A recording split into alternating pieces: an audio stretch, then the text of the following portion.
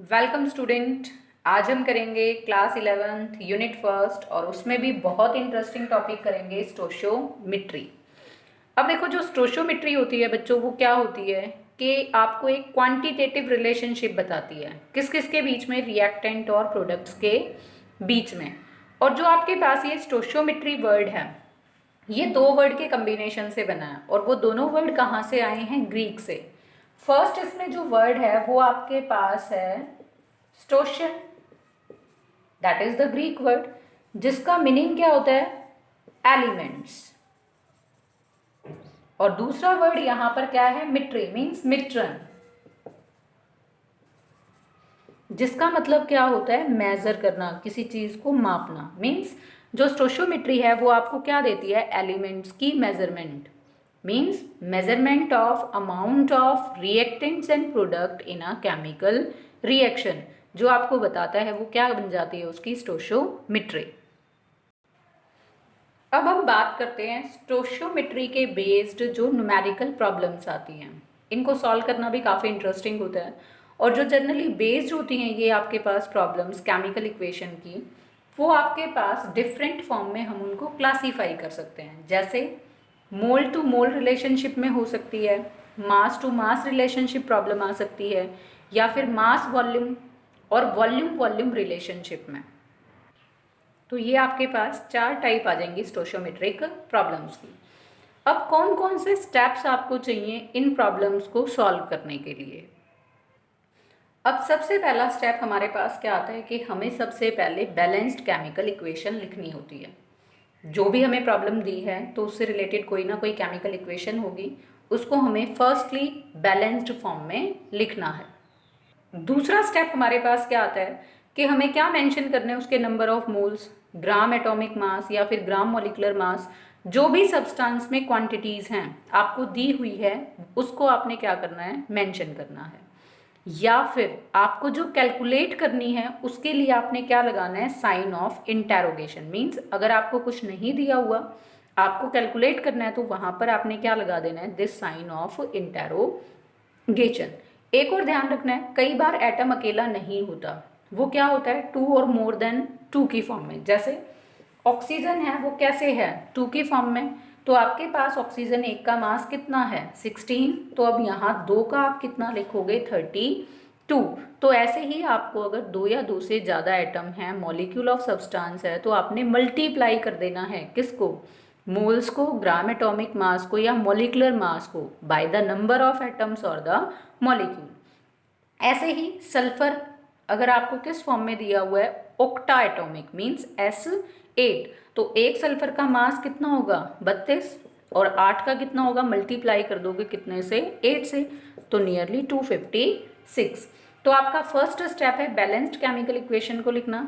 Second step क्या है? उनके moles, gram atomic mass, gram molecular mass को मेंशन करना अगर दिया हुआ है, और अगर नहीं दिया हुआ आपको कैलकुलेट करना है तो साइन ऑफ इंटेरोगेशन लगाना है। और आपने क्या करना है? नंबर ऑफ एटम्स को जितने भी दिए हुए हैं उनको मल्टीप्लाई कर देना उनके मोल से, ग्राम एटॉमिक मास से या फिर मॉलिक्यूलर मास से। अब इन डिफरेंट स्टेप्स को ही फॉलो करते हुए हम कुछ प्रॉब्लम्स को सॉल्व करते हैं। जैसे मैंने आपको एक प्रॉब्लम दी कि calculate the amount of water in grams produced by combustion of 16 gram of methane.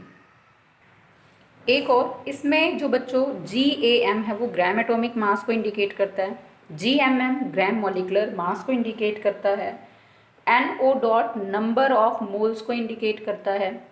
तो ये कुछ शॉर्टकट्स हैं जो आपको ध्यान रखने हैं। अब हम आते हैं अपने न्यूमेरिकल पर।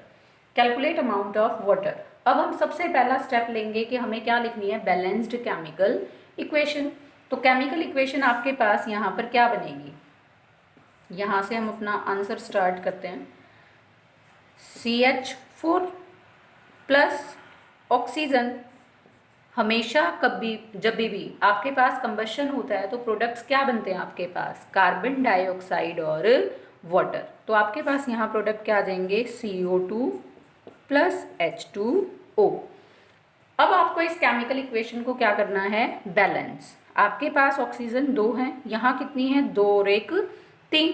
अब आपके पास ये ओड फैक्टर्स में आ गई, तो यहाँ कितने से मल्टीप्लाई करोगे 3 से, और यहाँ कितने से मल्टीप्लाई कर दोगे 2 से। तो ये इक्वेशन आपके पास क्या आ गई, बैलेंस्ड केमिकल इक्वेशन। अब आपने यहाँ पर इनके मोल्स को मेंशन करना है। मीथेन का कितना नंबर ऑफ मोल्स है 1 मोल, और वाटर के यहाँ पर नंबर ऑफ मोल्स कितने हैं 2 मोल।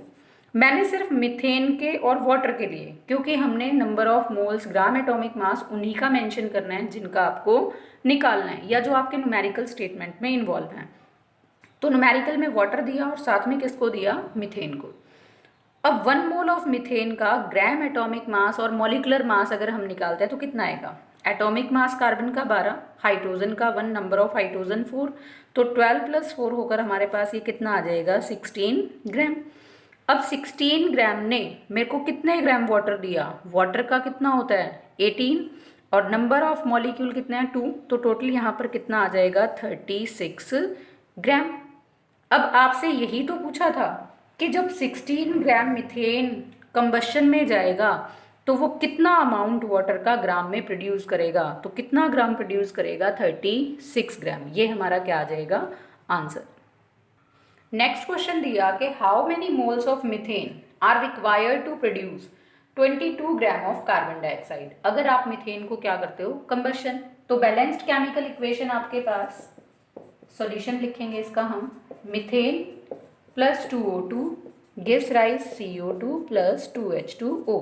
जैसे हमने फर्स्ट क्वेश्चन में लिखी थी बैलेंस्ड केमिकल इक्वेशन, सेम वैसे ही मीथेन का 1 मोल, स्टोशियोमेट्री यहाँ पर कितनी है 1, और इसने कितने मोल दिए कार्बन डाइऑक्साइड के 1 मोल। 1 मोल मीथेन का मॉलिकुलर मास कितना होता है 16 ग्राम, 12 कार्बन और 4 कितना हाइड्रोजन का। कार्बन डाइऑक्साइड का कितना होता है 12 कार्बन 16 ऑक्सीजन, 16 2 जा 32, तो टोटल आपके पास कितना आ जाएगा 44 ग्राम। मीन्स 16 ग्राम ने दिया कितना 44 ग्राम, लेकिन आपको कितना चाहिए 22 ग्राम। तो आपको यहाँ पर फाइंड आउट करना है कि मीथेन आपको कितना रिक्वायर्ड है। तो कितना रिक्वायर्ड होगा आपको, नियरली हाफ मोल, क्योंकि अगर 44 ग्राम के लिए आपको 1 मोल चाहिए तो 22 ग्राम के लिए कितने मोल चाहिएंगे 0.5 मोल्स। तो ये हमने स्टेटमेंट की फॉर्म में लिखा 44 ग्राम कार्बन डाइऑक्साइड यहाँ से कितने मोल प्रोड्यूस करता है 1 मोल, तो 22 ग्राम कितना प्रोड्यूस करेगा 0.5 मोल्स। नेक्स्ट क्वेश्चन आपको दिया कि MnO2 रिएक्ट करता है HCl के साथ और क्या बनाता है MnCl2 वाटर और क्लोरीन। अब इस इक्वेशन में आपको फाइंड आउट करना है कि how many grams of HCl react with 5 gram of MnO2। तो आपको बैलेंस्ड केमिकल इक्वेशन तो दी हुई है, यहाँ से हमें पता है MnO2 के कितने मोल हैं 1 मोल, HCl के कितने मोल हैं 4 मोल्स। अब आपके पास यहाँ अगर इनका मास निकाले तो Mn का कितना होता है 55, ऑक्सीजन नंबर ऑफ ऑक्सीजन 2 है, और इनका कितना होता है ऑक्सीजन का एक का 60, तो आपके पास आ गया 55 + 32 और ये आ गया आपके पास 87 ग्राम।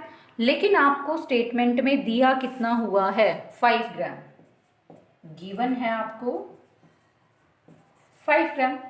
ऐसे ही HCl का निकालेंगे, हाइड्रोजन का 1, क्लोरीन का 35.5, लेकिन आपके पास यहाँ पर कितने मोल्स हैं 4, तो मल्टीप्लाई कितने से करोगे 4 से। इसको सॉल्व करके आ जाएगा 146 ग्राम। अब उसने क्या कहा कि how many grams of HCl react with 5 ग्राम, तो 87 ग्राम के साथ तो 146 ग्राम HCl रिएक्ट करता है, लेकिन 5 ग्राम के साथ कितना रिएक्ट करेगा वो आपको फाइंड आउट करना है। तो हम स्टेटमेंट निकाल सकते हैं कि 87 ग्राम ऑफ MnO2 रिएक्ट कितने के साथ 146 ग्राम HCl, और फिर आपके पास कितना 5 ग्राम ऑफ MnO2 रिएक्ट कितने के साथ 146 अपॉन आपके पास 87 मल्टीप्लाई बाय 5। इसको सॉल्व करके नियरली आ जाएगा 8.39 ग्राम। अब स्टोशियोमेट्री से ही रिलेटेड एक नए टॉपिक की बात करते हैं जो काफ़ी इंपॉर्टेंट है, that is limiting reagent. Limiting reagent वो रिएक्टेंट होता है रिएक्शन के अंदर जो रिएक्शन के दौरान पूरा का पूरा ख़त्म हो जाए। या हम ये बोल सकते हैं वो रिएक्टेंट जो रिएक्शन मिक्सचर में कम अमाउंट के अंदर होता है वो क्या कहलाता है, लिमिटिंग रिएजेंट। अब जो रिएक्टेंट कंप्लीटली ख़त्म हो जाएगा तो इसका मतलब क्या है, उसके ख़त्म होने के बाद रिएक्शन भी क्या हो जाएगी, स्टॉप। तो ऐसा reactant that puts limits on the reaction rate वो क्या बन जाता है, लिमिटिंग रिएजेंट। या वो रिएक्टेंट जो कंप्लीटली कंज्यूम हो जाए या वो रिएक्टेंट जो कम अमाउंट में रिएक्शन मिक्सचर के अंदर प्रेजेंट होगा उसी का नाम हम क्या देंगे, लिमिटिंग रिएजेंट। जैसे अगर हम एक एग्जांपल लें, इसमें मैंने लिया आपको हाइड्रोजन रिएक्ट करता है ऑक्सीजन से और क्या बनाता है आपके पास, H2O। अब अकॉर्डिंग टू स्टोशियोमेट्री आपके पास क्या है कि 2 मोल्स हैं किसके, हाइड्रोजन के, और ऑक्सीजन के साथ कितना मोल है, 1 मोल। तो हम कहेंगे 2 मोल हाइड्रोजन रिएक्ट करता है 1 मोल ऑफ ऑक्सीजन से।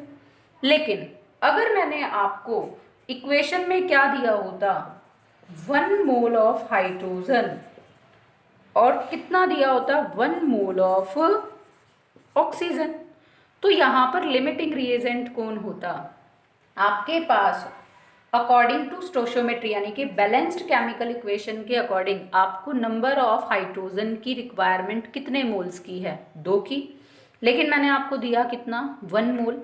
तो जो स्टोशियोमेट्री से रिक्वायर्ड अमाउंट से कम होगा वो क्या होगा, लिमिटिंग रिएजेंट। मीन्स यहाँ पर हाइड्रोजन क्या है, लिमिटिंग रिएजेंट।